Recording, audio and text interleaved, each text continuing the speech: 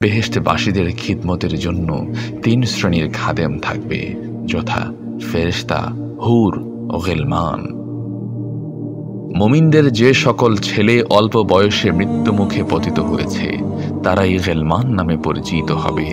এরা অপূর্ব সাজে সজ্জিত হয়ে বেহেশতীদের খিদমতের জন্য বেহেশতের সর্বত্র ইতস্তত ঘোরাফেরা করবে।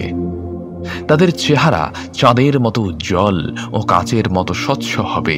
তাছাড়া কাফের মুশরিকদের অল্প বয়স্ক বালক বালিকাগণ বেহেশতীদের খিদমতের জন্য সর্বদা নিয়োজিত থাকবে। প্রত্যেক বেহেশতি পুরুষকে আপন আপন স্ত্রী ছাড়াও 70 জন করে হুর প্রদান করা হবে। তারা এতই সুন্দরী ও লাবণ্যময়ী হবে যে 70 পর্দা কাপড়ের ভিতর হতেও তাদের রূপ বিজলির মতো ফুটে বের হবে। তাদের চেহারা এমন স্বচ্ছ হবে যে তার দ্বারা আয়নার কাজ চলবে। হুরদের প্রশংসা সম্বন্ধে আল্লাহ সুবহানাহু ওয়া তাআলা মহাগ্রন্থ আল কোরআন মাজিদে ঘোষণা করেছেন, বেহেশতীগণকে পুরস্কার স্বরূপ এমন অপরূপা সুন্দরী হুরগণ দান করা হবে যাদেরকে কখনো কোনো মানব বা জিন স্পর্শ করেনি, অথবা প্রত্যেক হুর এমন কুমারী হবে যে তারা তৎপূর্বে অন্য কোনো পুরুষের সংস্পর্শ লাভ করেনি এবং আপন আপন নির্দিষ্ট পুরুষ ব্যতীত অন্য কারো দিকে ফিরেও তাকাবে না।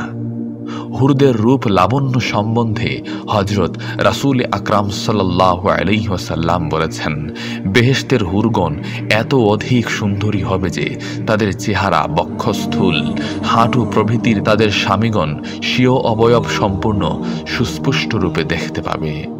যদি কোনো হুরের হাতের সামান্য অংশ আকাশ হতে দুনিয়ার দিকে বের করে ধরা হতো তবে তার উজ্জ্বলতায় সমগ্র পৃথিবী আলোকিত হয়ে যেত। হাদিস শরীফে বর্ণিত আছে, বেহেশতে এক প্রকার ফল হবে, বেহেশতীগণ যখন তা ভাঙবে তখন তা থেকে বিবিধ মূল্যবান বস্ত্রালঙ্কারে সজ্জিত অপূর্ব সুন্দরী কুমারী যুবতী বের হয়ে এসে সেই বেহেশতীর সেবায় আত্মনিয়োগ করবে। হাদিস শরীফে আরও বর্ণিত আছে যে বেহেশতীগণ বেহেশতের অপরূপ শোভা সৌন্দর্য দর্শনে অবাক হয়ে একই দিকে 70,000 বছর নিষ্পালক দৃষ্টিতে তাকিয়ে থাকবে। তারপর একটি হুর এসে তার কাঁধের উপরে হাত রাখলে সে চমকিত হয়ে তার দিকে ফিরে তাকিয়ে এক অতুলনীয় সুন্দরী রমণীগণ দেখতে পাবে।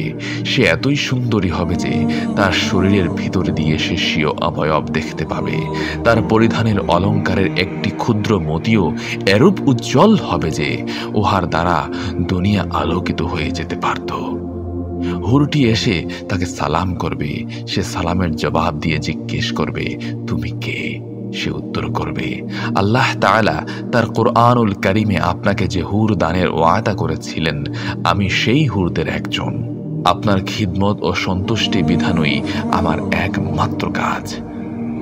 জান্নাতীগণ জান্নাতের মধ্যে 3 প্রকারের সুর ও সঙ্গীত ধ্বনি শুনতে পাবে, যথা প্রত্যেক বেহেশতীর গৃহের সম্মুখে তুবা নামক একটি গাছ থাকবে। এ গাছের শাখায় বায়ু প্রবাহের আঘাত লেগে তার এক প্রকার সুমধুর আওয়াজ নির্গত হবে। সেরূপ সুমধুর আওয়াজ দুনিয়ার কোন কর্ণ কখনো শ্রবণ করেনি। প্রত্যেক হুর স্বীয় স্বামীকে সুমধুর স্বরে গান গেয়ে শোনাবে। আল্লাহ পাকের দিদারের সময় হযরত ইসরাফিল ফেরেশতা হযরত দাউদ আলাইহিস সালাম উভয়ে একত্রে মিলিত কণ্ঠে সুমধুর স্বরে আল্লাহ পাকের প্রশংসামূলক গান গেয়ে শোনাবেন। শ্রোতাগণ সে সুমধুর সঙ্গীত শ্রবণ করে আনন্দে আত্মহারা হয়ে যাবে।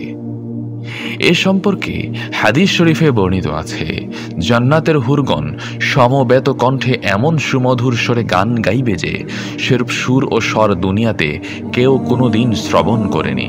তাদের গানের বিষয়বস্তু হবে, আমরা চিরস্থায়ী, আমাদের কখনো মৃত্যু নেই, আমরা চিরকুমার চিরকুমারী, আমাদের যৌবন কখনো ভাটা পড়বে না, আমরা চিরসুখী, আমাদের সুখের কখনো ইতি হবে না, আমরা চিরদিন সন্তুষ্ট থাকব, আমাদের সন্তুষ্টির কখনো অবসান হবে না, কখনো কোনো প্রকার দুঃখ শোক, তাপ, জোড়া মৃত্যু, ভাবনা, চিন্তা বা অশান্তি আমাদেরকে স্পর্শ করবে না।